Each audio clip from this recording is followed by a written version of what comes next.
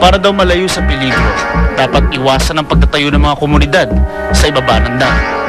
Pero ano ang gagawin mo kung ang dam ang itinayo sa ibabaw ng komunidad mo? Sa loob ng 330 days, 10 milyong mamamayan ng Los Angeles ang naninirahan sa isang desyertong lugar. Pero sa maikling panahon ng tag-ulan, sobrang tubig naman ang kanilang problema. Umaapaw ang drainage system. Ang mababagsik na bagyo ay nagdudulot ng mapanganib na putik mula sa mga kalbong kabundukan. Sa matagal na panahon, umaasa ang Los Angeles sa maikling panahon ng tag-ulan upang magkaroon ng magagamit na tubig. Ang tubig ay nagmumula sa mga malalayong ilog at lawa. Pinadadaan sa mga tubong tumatawid sa mga disyerto at bundok hanggang makarating sa mga dam na nasa ibabaw ng isang subdivision sa LA. Isang nagbabadyang panganib para sa subdivision na napapaligiran ng mga fault line at oil well. December 14, 1963. Sa umpisa, tila hindi makakasakit ang umaagos na tubig mula sa isang leak sa dam. Pero sino ang makakapagsabi? 300 milyong galon ng tubig ang nagbabadyang tumapon sa Baldwin Hills.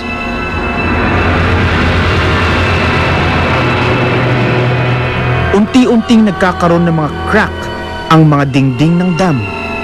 Sa estima ng mga inhenyero, guguho ang dam sa loob lang ng 2 oras.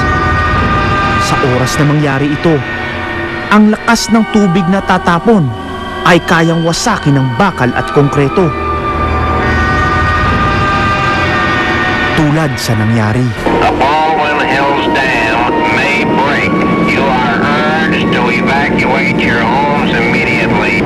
Go to higher ground.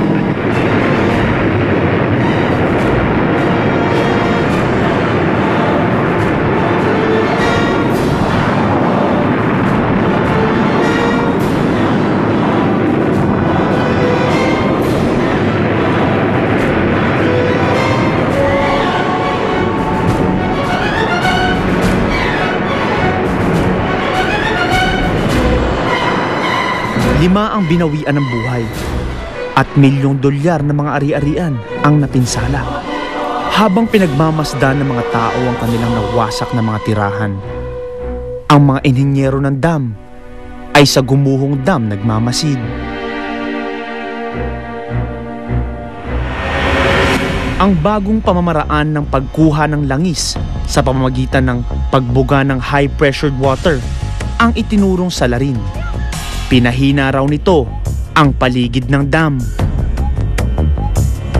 Hanggang ngayon, sinusubukan nilang itama ang mga pagkakamali na ginawa ng tao sa kanilang paligid. Mga aksyong tila humingi ng disgrasya, imbis na lumayo mula rito. Tulad sa Sepulveda Dam, na ginawang pasyalan ang flood basin sa likod nito.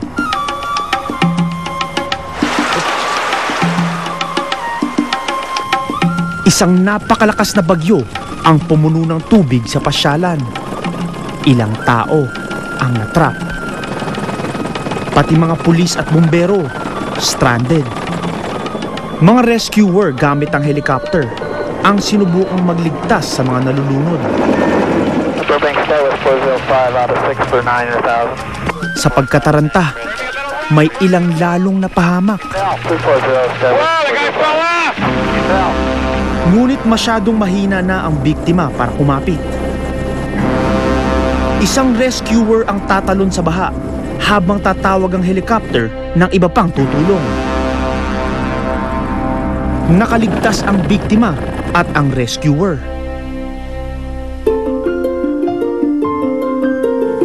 Maliwanag na ipinapakitang malaki ang naitutulong ng mga dam. Ngunit paano kung ang mismong dam ang magkaproblema? Ano o sino ang haharang sa panganib? Abangan! ang pagsabog ng isang dam na may katumbas na 250,000 tons of TNT sa pagbabalik ng Anatomy of a Disaster. Ang the best naman pasaya Sa umaga. Ay, nadiscover